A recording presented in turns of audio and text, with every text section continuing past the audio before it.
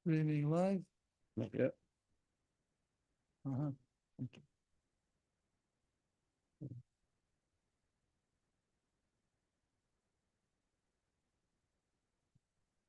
Um, Good evening, or rather, for the last time this year, Christ is risen.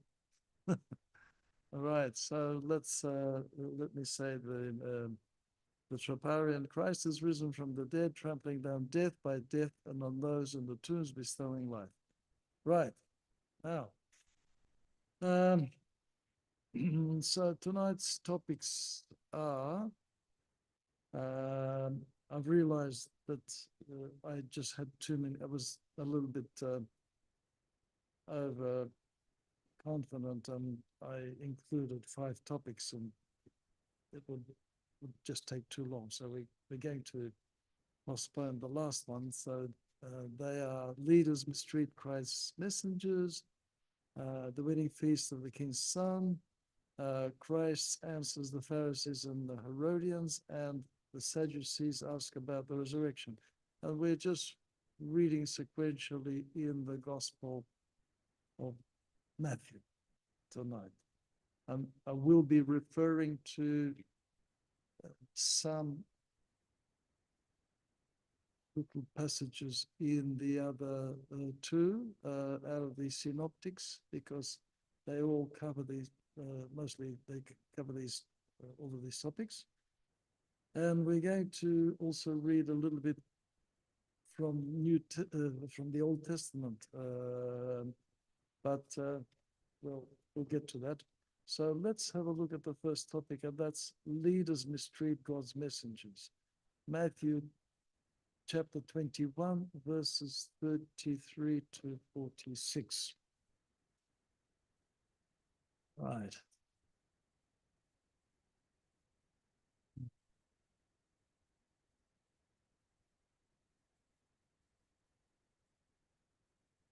Twenty-one.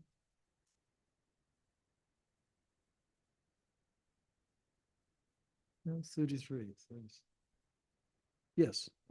Oh. Right. Here another parable. There was a certain landowner who planted a vineyard and set a hedge around it, dug a wine press in it, and built a tower. And he leased it to vine dressers and went into a far country.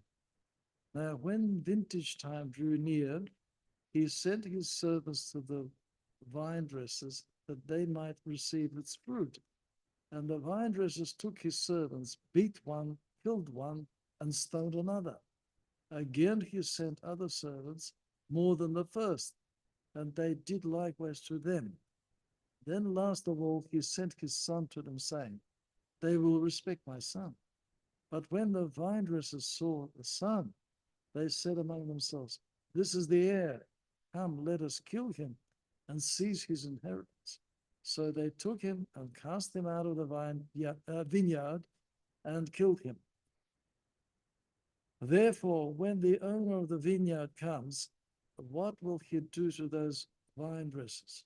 They said to him, he will destroy those wicked men miserably and lease his vineyard to other vine dressers who will render to him the fruits of their seasons.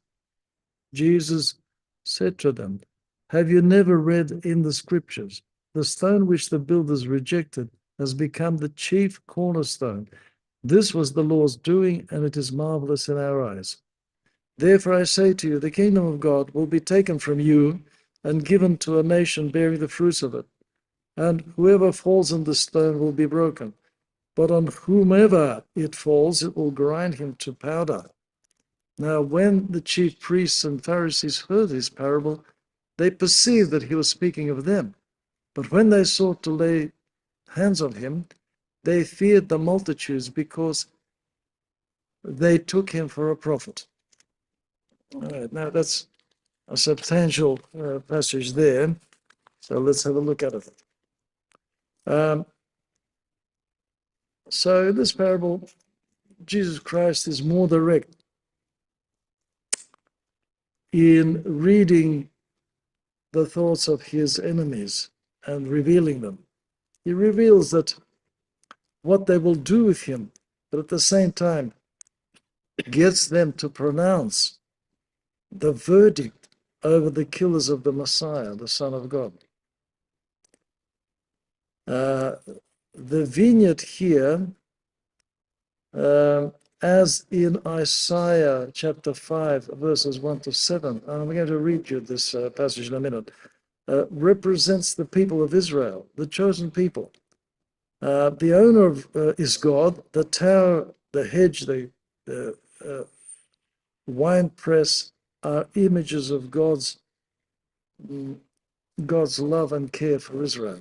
So we're going to, I'm going to read to you. You don't have to, it's going to, if you can't find places in the Bible very quickly, chapter 5, Isaiah prophet, chapter 5, 1 to 7. Now I've got a mark here, so it'll be quicker for me.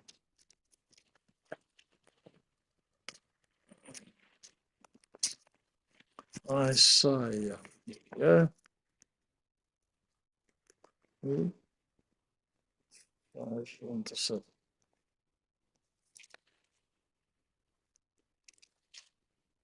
So here he goes from Isaiah. Now I will sing to my beloved a song of my beloved regarding my vineyard.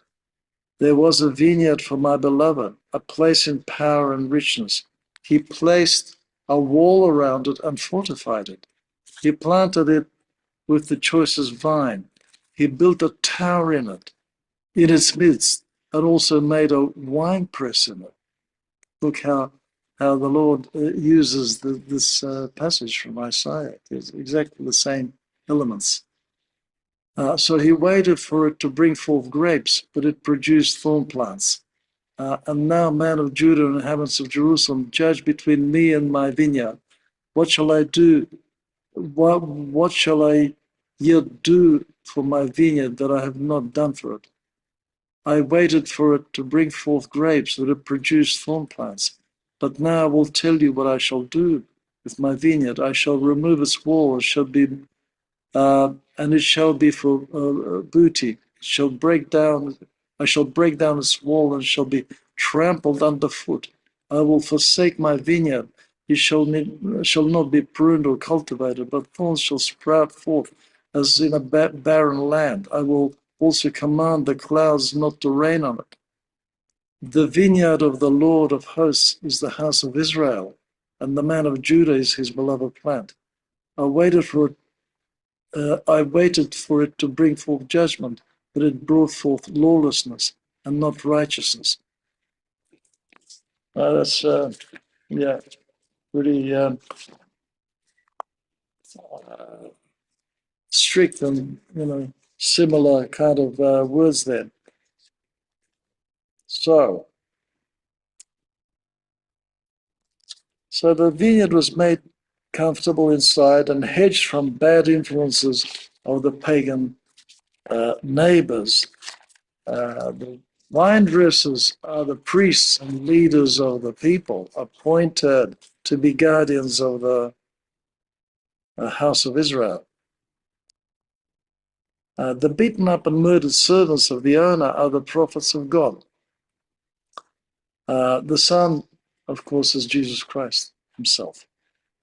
Matthew here shows the owner sending many messengers twice. Now, Mark and Luke, the other two synoptics, speak of single messages sent 3 times, while Mark also adds that they beat up and killed many others, in addition to those single messengers. So the purpose of the plot to kill the Son, both in the parable and historically, is to gain control over the vineyard. Control. That is control over the chosen people. The vine dressers take the Son outside the vineyard, outside of Jerusalem. 2,000 years ago, Golgotha, which is now, of course, in the old city of Jerusalem. The old city used to be smaller than it is now. since the medieval times, was expanded. The walls were expanded. And now it's inside, the Church of the Holy Sepulchre. But it was actually outside. Mhm. So, yes, they take the son outside the vineyard and kill him. Now, St. Paul's in Hebrews chapter 13, verse 12, explains that just like on the Day of Atonement, one of the major events of the Old Testament and Jewish calendar, it's the seventh day of the seventh month of Tishri. When the high priest would come into the Holy of Holies, bringing in blood, which he used to sprinkle once a year on that day only into the Holy of Holies. The high priest, one person was allowed to enter. He would sprinkle it with the blood of a bullock that was slaughtered outside, and then the bullock and other sacrificial animals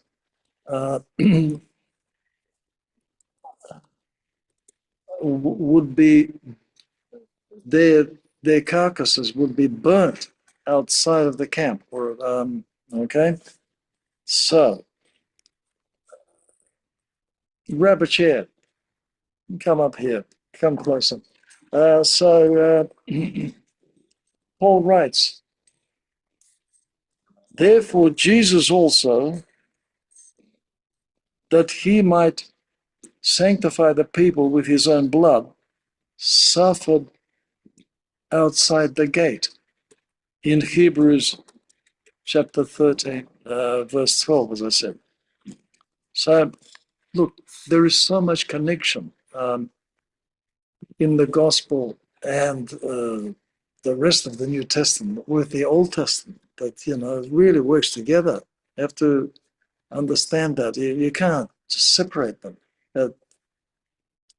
Many of the things in the Old Testament just wouldn't make sense without a retrospective New Testament view, or would be, would be understood in a very narrow sense. And of course, the Old Testament images and lots of things, stories, rituals, they come alive in this juxtaposition with the Gospel and New Testament themes. So while the parable was said to all the people, Jesus Christ focused on the high priests and the scribes, who were his detractors and interrogators,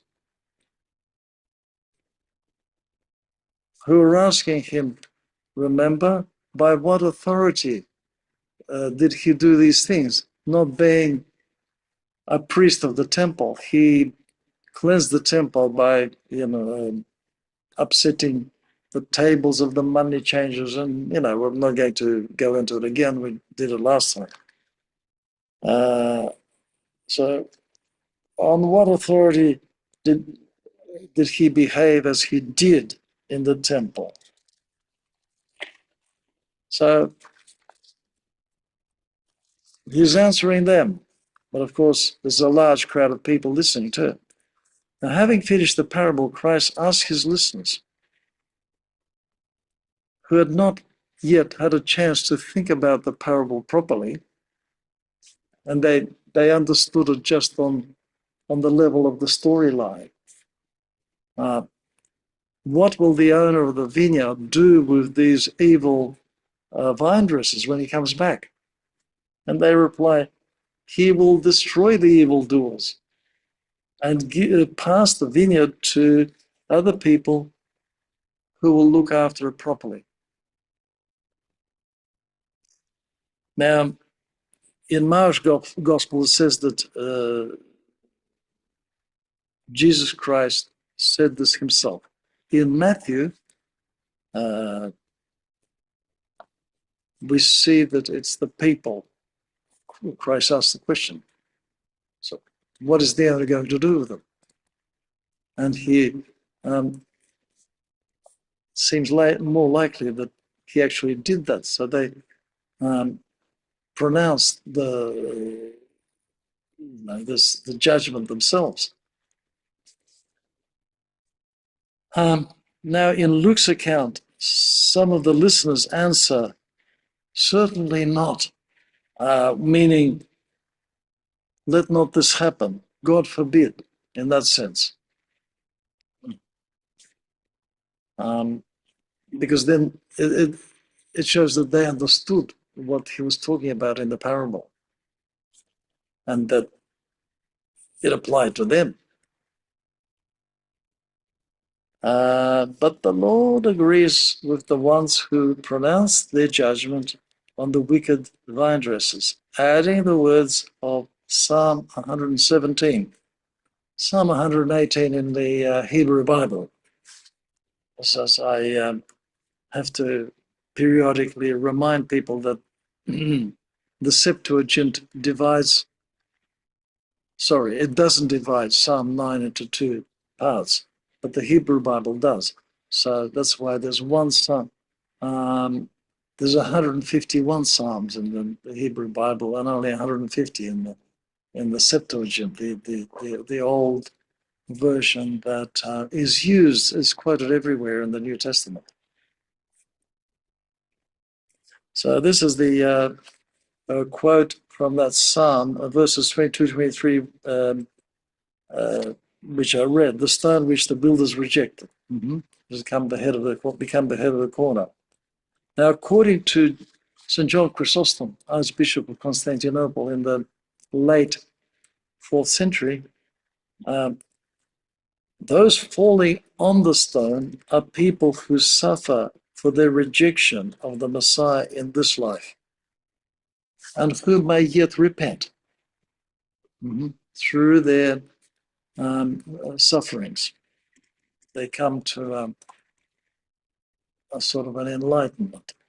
But the words on whom the stone falls represents those who are completely unrepentant. They're stuck in their views. Now, I'm going to read a little bit from Isaiah, and here I decided, because it's a small passage, I just wrote it out rather than looking for it in the Bible. Isaiah chapter 8, verse 14. There we read, I quote, "Sanctify the Lord himself, and he shall be your fear. So if you trust in him, he shall be as a sanctuary for you, and you shall not come against him as a stumbling stone or a rock of disaster." See how, this imagery is taken. I mean, Christ does it because he wants to communicate to the people who knew the Bible very well. And he constantly uses expressions that sometimes it's just a hint, but they know where it comes from. Now, in first letter of Peter, chapter 2, verse 8, it says, first of all, Peter quotes this passage that I've just read, this little verse, and also he refers to the stone which the builders rejected from the Psalms, and also Isaiah chapter 28, verse 16, where it talks about the Messiah being the chief cornerstone in Zion. That's chapter 28, verse 16. Interesting spot there in the book of Isaiah. Isaiah is quite incredible. So some of the patristic writers call him the Old Testament evangelist. He has so much about Christ. Now, these words apply not only to those people, of course, who rejected their Messiah, his contemporaries, but they apply to all the unbelievers and unrepentant people who mock God. All right, so our second topic is the wedding feast of the king's son. We just continue there in Matthew.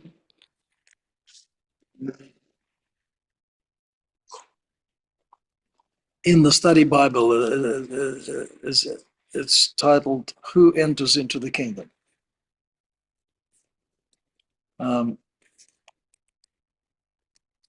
And Jesus answered and spoke to them again by parables and said, can you hear me all right? Yeah, okay. The kingdom of heaven is like a certain king who arranged a marriage for his son and sent out his servants to call those who were invited to the wedding, and they were not willing to come. Again, he sent out other servants, saying, tell those who are invited, see, I have prepared my dinner. My oxen and fatted cattle are killed, and all the things are ready. Come to the wedding. But they made light of it and went their ways, one to his own farm, another to his business, and the rest seized his servants, treated them spitefully, and killed them. But when the king heard about it, he was furious, and he sent out his armies, destroyed those murderers, and burnt up their city. Then he said to his servants, the wedding is ready, but those who were invited were not worthy. Therefore go into the highways, and as many as you find, invite to the wedding. So those servants went out into the highways and gathered together all whom they found, both bad and good. And the wedding hall was filled with guests. But when the king came in to see the guests, he saw a man there who did not have on a wedding garment. So he said to him, friend, how did you come in here without a wedding garment? And he was speechless. Then the king said to the servants, bind him hand and foot, take him away and cast him into outer darkness. There will be weeping and gnashing of teeth, for many are called, but few are chosen.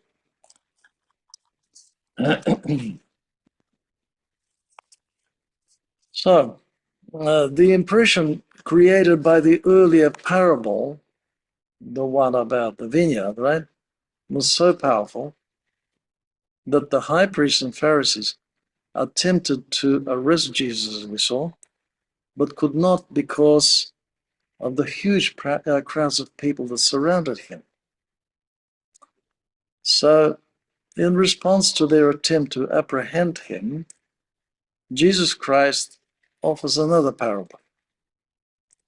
Here, this one we just read, he describes God's many attempts to invite the chosen people to the kingdom of Christ.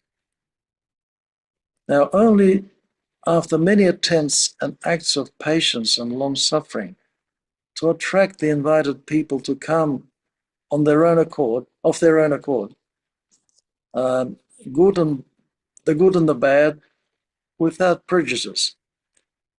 He then responds by punishing the wicked invitees who had mistreated and killed his messengers.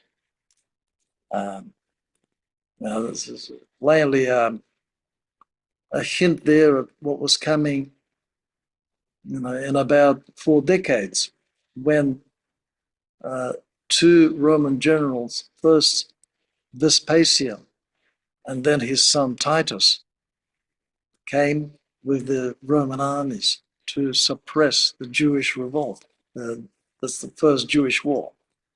As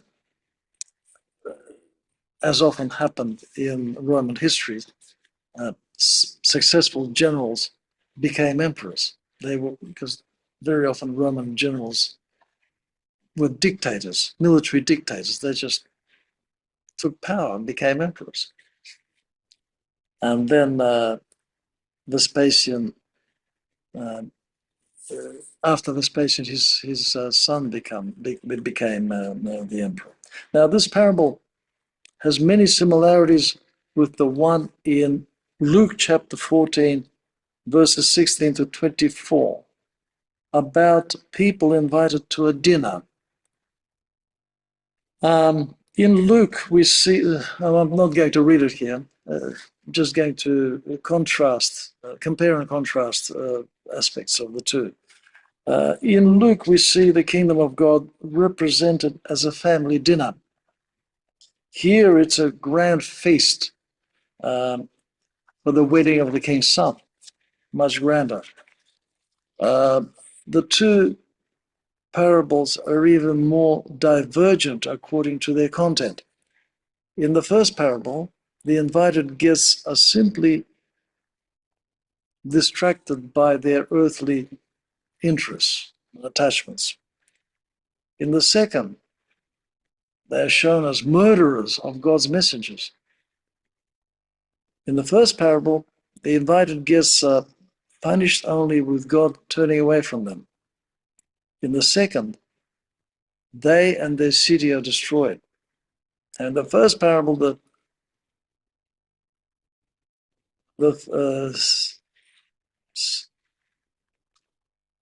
second and the first invitations are addressed to the beggars, the poor, the lame, and the blind, while in the second parable, the invitation is addressed to the bad and the good. This element of the second parable that we just read is followed by a section that is not found at all in the first parable about the king going into the wedding feast and checking his guests as they're partying there and seeing the man without a wedding garment. So here about this wedding garment, Christ uses an image, comes from the traditions and practices of the ancient Middle Eastern kings, who, when they called important guests to some special occasions, like wedding of the king's son, for instance, they would send out special festal garments to the people to wear. They had to wear this because it was considered an honor to be invited and to wear this. And so plainly the person at the feast who was not wearing the garment, he actually had received the garment but didn't put it on. So it was an awfully offensive act to the utmost degree, because he disregarded the honor that was offered to him by the king. Kings don't like that. The wedding garment, of course, refers to what we in the Orthodox rite and sacrament of holy baptism refer to as the robe of righteousness. That's the baptismal gown that is put on the person, whether it's an infant or an adult. They wear this to indicate the clothing of grace. Because baptism offers entry to the life of the kingdom, with its pinnacle, the Eucharist, which of course is the wedding feast of the king's son. So these last words, many are called, but few are chosen. Let's have a look at what this means. What is this about? First of all, the choosing is done not by the king, but by those who are invited. That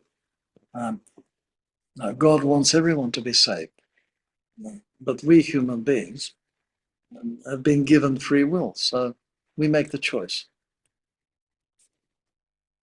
The call is addressed to the good and the bad, as we just read.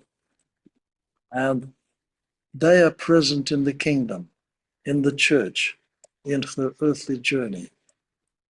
In the earlier parables that we've looked at before, this reality is described in other little parables. This is the parable of the fishing net and the parable of the tares in the wheat field.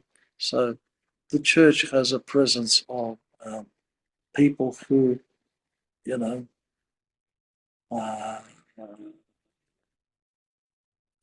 may not be completely in agreement with the life of the kingdom. So, but the time will come when it becomes clear who is who. Who are the believers, the true believers, and who are the hypocrites? And I would remind you that the English word hypocrite comes from the ancient Greek word hypokritis, which means stage actor. A hypocrite is an actor.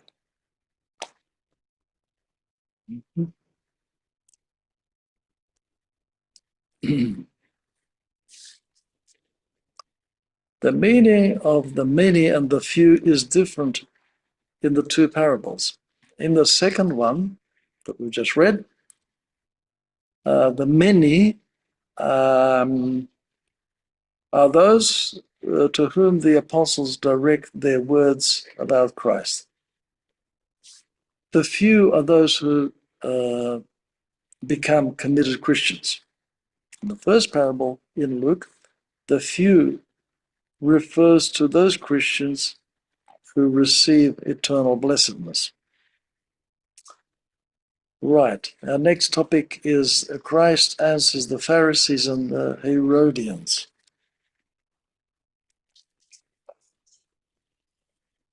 So that's the next topic in the study Bible called The Trap for Jesus, from verse 15 to 22nd in Matthew. We're still just reading sequentially in Matthew. When the Pharisees went and plotted, then the Pharisees went and plotted how they might entangle him in his talk. And they sent to him their disciples with the Herodians. The Herodians were those that, has to do with Herod. I've spoken about this before. Saying, "Teacher, we know that you are true and teach the way of God in truth. Nor do you care about anyone, for you do not regard the person of men. Tell us, therefore, what do you think? Is it lawful to pay taxes to Caesar or not?" But Jesus perceived their wickedness and said, "Why do you test me, you hypocrites? Show me tax money. Show me the tax money." So they brought him a denarius, a coin. That was those times, a denarius was the payment for a laborer for one day. And he said to them, "Whose image and inscription is this?" They said to him, "Caesar's." And he said to them, "Render therefore to Caesar the things that are Caesar's, and to God the things that are God's." When they had heard these words, they marveled and left him and went their way. So, having been foiled in their attempt to seize Christ because of the huge crowds supporting him, his enemies decided to change their tack. And now they approached him uh, in a very subtle way. And the purpose there was to try and undermine his prestige and standing among the people, destroy his reputation. This way, they hoped to arrest him as a criminal, a transgressor. Luke, we've been reading from Matthew, in chapter 20 says, they could not catch him in his words in the presence of the people, and they marveled at his answer, and they kept silent. Okay.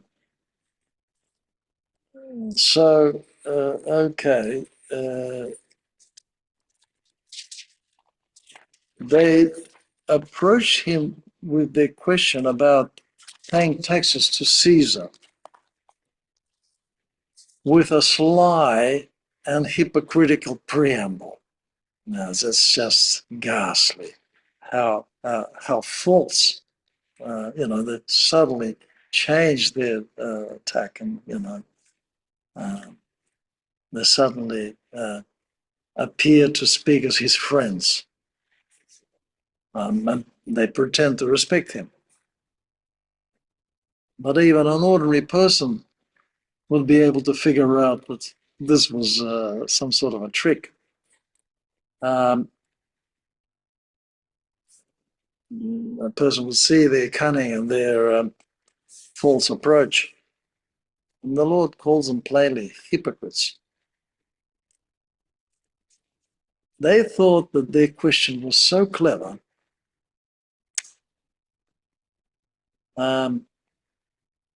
because there was no way that they thought that Christ could answer it at all. If he says yes, he's gone. He says no, you can't pay taxes, he's gone the other way. If he says yes, you pay taxes, then he seems to be an enemy or upsetting the law of Moses, that is. If he says no, you can't pay taxes, then that dob him into the Romans. He's inciting people not to pay taxes. He's a criminal, a civil criminal. And they thought, well, we got him now. He's going to fall into this trap. There's no way he can answer this question. See, they thought that serving God and serving Caesar was incompatible. And they taught the people that only God is the king. Okay? So what Christ does, is in his divine wisdom, he asks for a coin, and they give him the denarius. It's a Roman coin. So what does it have on it? It has a picture of Caesar, an image of Caesar. Like, take a coin now. We've got the Queen. I haven't seen any coins with King Charles yet. Do we have any? Well, they'll eventually come, I guess. All right. So he shows them this coin. Whose image is it? They says Caesar's. Now, I think I've already explained to you before that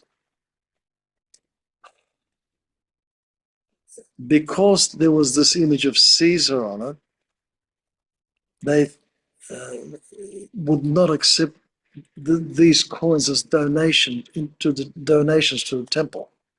That was the reason why they had money changers, to change the Roman coins. I might have said it last time. Did I say it last time? You don't remember? Anyway, I'll say it again, doesn't matter. So they would change the Roman coins with the image of the Caesar, which imagery was not allowed. according to the strict law. Okay, and to bring this into the temple, no way. So they changed them into the temple currency, temple coins, which had a picture of the temple on the coin. Okay, temple shekels, and changed these denariuses. All right, so Christ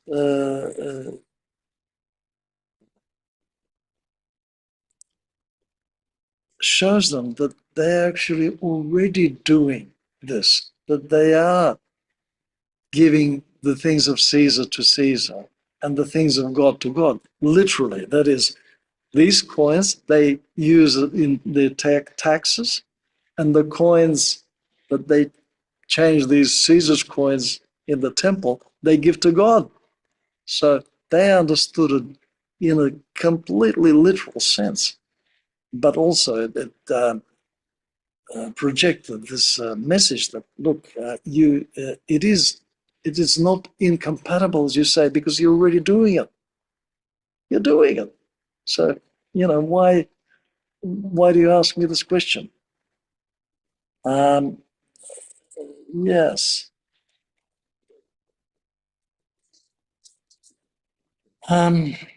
So Christ's answer shows that it is possible to serve God and to serve Caesar in different ways, or in different areas of human life. So earthly authorities deserve to receive taxes from the profits that people make because of the services that the government provides, protecting them, creating some sort of an environment for business activities to flourish. So, okay, the government does this, give some back to the government to enable them to continue this. This does not contradict with the strict observance of the law of God. Okay, next topic, the Sadducees about the resurrection. I think that might be our last topic. Where are we? Yes. In the study Bible, it's called the Resurrection of the Dead. So, verses 23 to 33. The same day, the Sadducees, who say there is no resurrection, came to him and asked him, saying, Teacher, Moses said that if a man dies, having no children, his brother shall marry his wife and raise up offspring for his brother. Now there were with us 7 brothers. The first died after he had married, and having no offspring, left his wife to his brother. Likewise the second also, and the third, even to the 7th. An absurd proposition. The last of all, the woman died also. Therefore, in the resurrection, whose wife of the 7 will she be? For they all had her. Jesus answered said to them, You are mistaken, not knowing the scriptures, nor the power of God. For in the resurrection, they neither marry nor are given in marriage, but are like angels of God in heaven. But concerning the resurrection of the dead, have you not read what was spoken to you by God, saying, I am the God of Abraham, the God of Isaac, and the God of Jacob.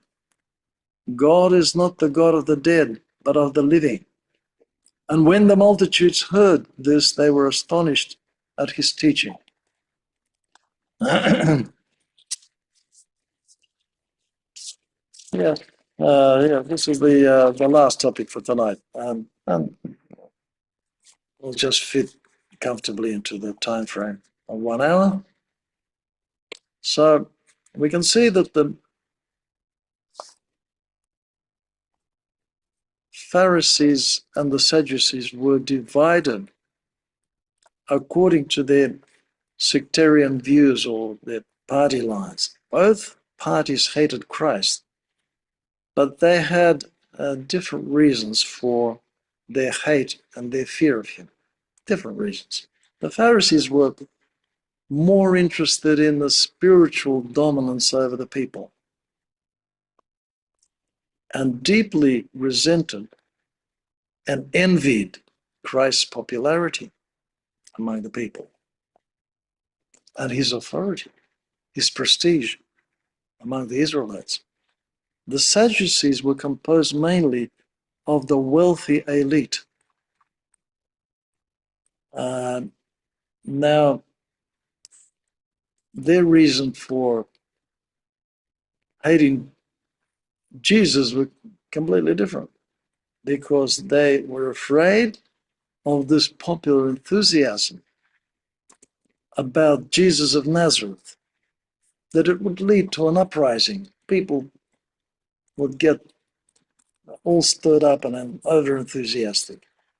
And that would be crushed mercilessly by the Romans because the Romans were very much law abiding, but they expected everybody else in their conquered nations to do exactly the same. Yeah, we give you your internal autonomy, you can live by your traditions, your laws, whatever. But if you step out of line, you're going to know it. So, and they knew that if this would happen, they would lose their power and their wealth. The Romans would just turn them into slaves. But they should have been able to see that what Pontius Pilate, saw in just a few minutes. He understood that Jesus of Nazareth presented absolutely no threat to Rome nor to anybody else. There's no threat. No. He said, his kingdom, my kingdom is not of this world. You if it were of this world, my my people would not allow me to be arrested like this. If I were a political figure.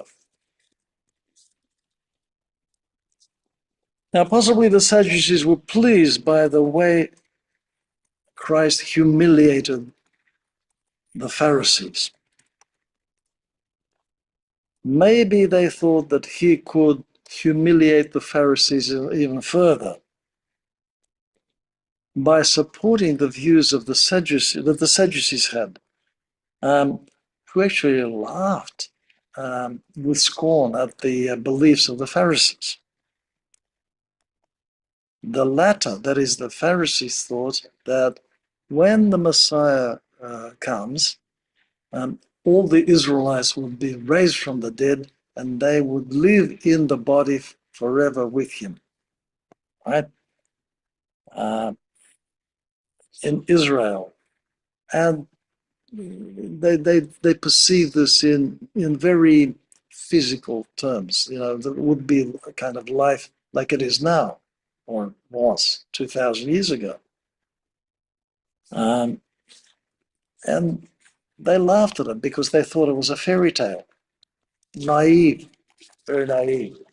So the Sadducees could not imagine how the law of the levirate, that is the law of Moses that said, that the Sadducees referred to, that if there are two brothers and one dies without having children, then the younger brother is obliged to take his wife.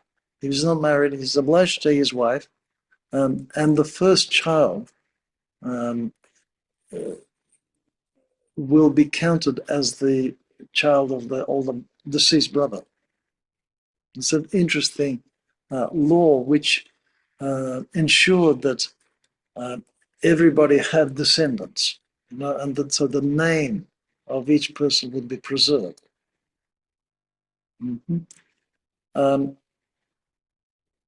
So yeah, they thought that, again, they thought in these just as the Pharisees imagined the resurrection, the afterlife, and these very physical and carnal ways. So, the Sadducees thought that this is what was intended, or what was meant by them. So they said, well, they thought that they had discovered a contradiction between the law of Moses, this law, and this idea of the resurrection. Because if you had seven brothers and they all had one wife, whose wife is she going to be when they all rise from the dead? Because they have to live. They have to live as families, right? It's ridiculous. And so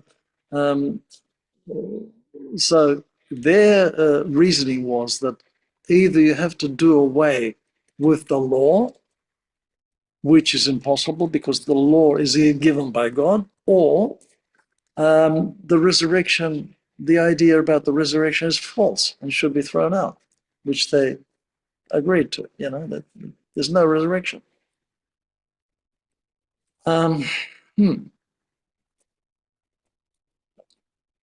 They had actually, that party had a much bigger influence on the future spiritual life of the Jewish nation, the Sadducees,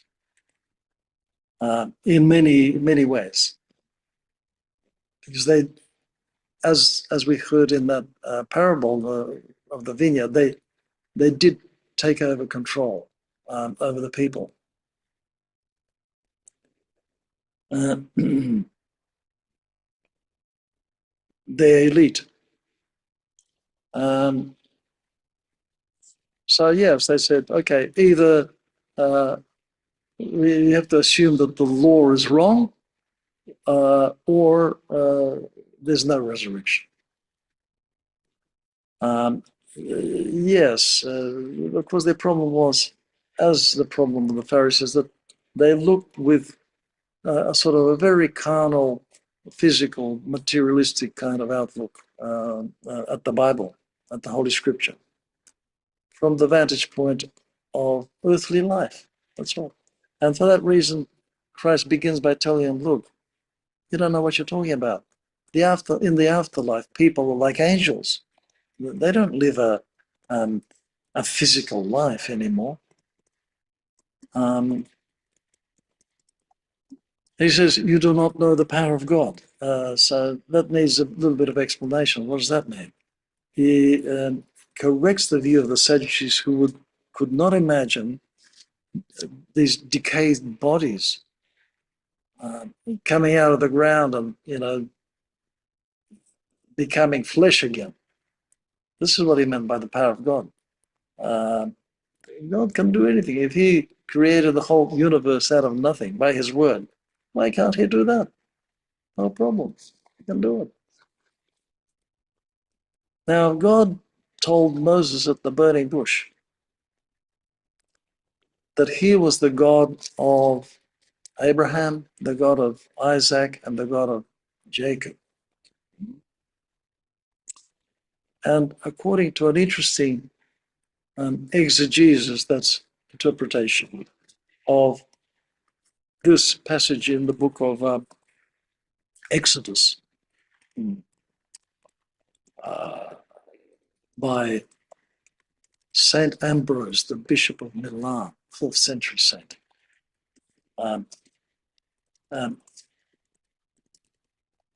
Saint Ambrose focused on the fact that before God spoke these words, I'm the God of Abraham, etc., right?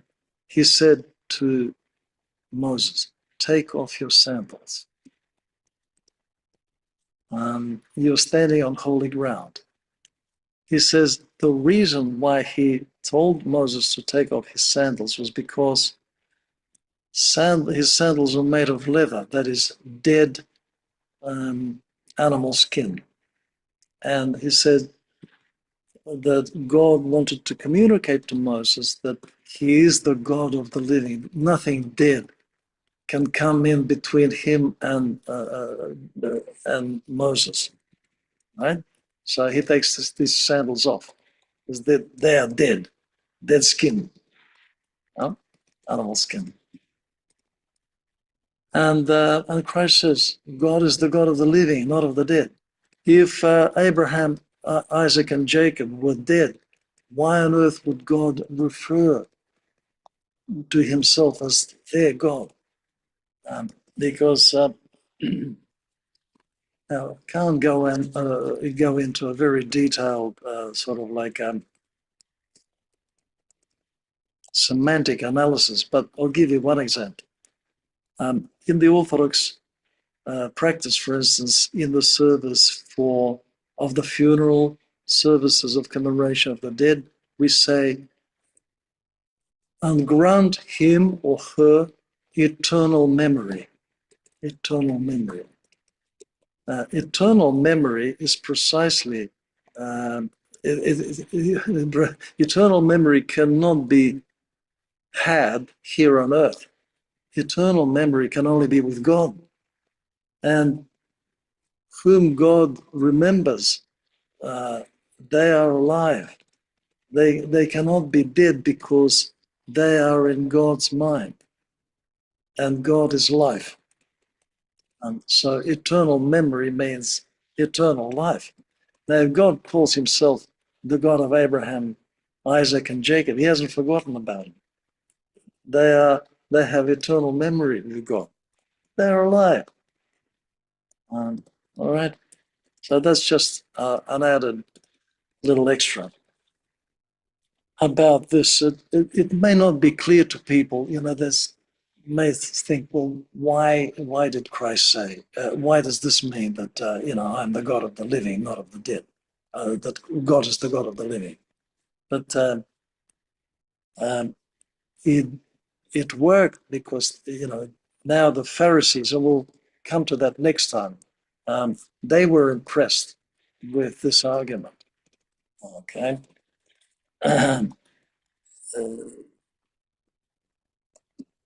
So by explaining to the Sadducees that there is life beyond the grave, Christ shows that there can be, and there is, and will be the resurrection of the dead. All right. So that's right on 8 o'clock. Wow. Pretty good. Okay. No questions? Nothing? Okay. All right, that's simple. What's the next date in a fortnight? 23rd. 23rd. 23rd. 23rd. I think that might be Pentecost. Wait a minute. Okay, so yes, it's Pentecost. We may have a bit of a problem with that because there's also big service next morning and stuff like that. I'll have to give it some thought, whether or not we keep this fortnightly rhythm or we just wait another week. Look, we may be able to do it on Pentecost evening. All right, but for the time being, I'll say adieu, and we'll say the Troparion of Easter for the last time, because this week on Wednesday we have what's called the Apodosis of Easter, which is the last day of the feast. Okay, it's a 40-day celebration. It's not celebrated in the same way as on the first day or even the first week, but on the last day, on Wednesday, we do services that are like Bright Week. It's like the week of Easter. Wednesday. So anyway, Christ is risen from the dead, trampling down death by death, and on those in the tombs bestowing life. Christ is risen from the dead, trampling down death by death, and on those in the tombs bestowing life. Christ is risen from the dead, trampling down death by death, and on those in the tombs bestowing life. All right. So that's it. You'll get a notification from Costa about our next session. So it may be on the 23rd, but maybe I'll need to shift it by a week. So clarify that. Thank you.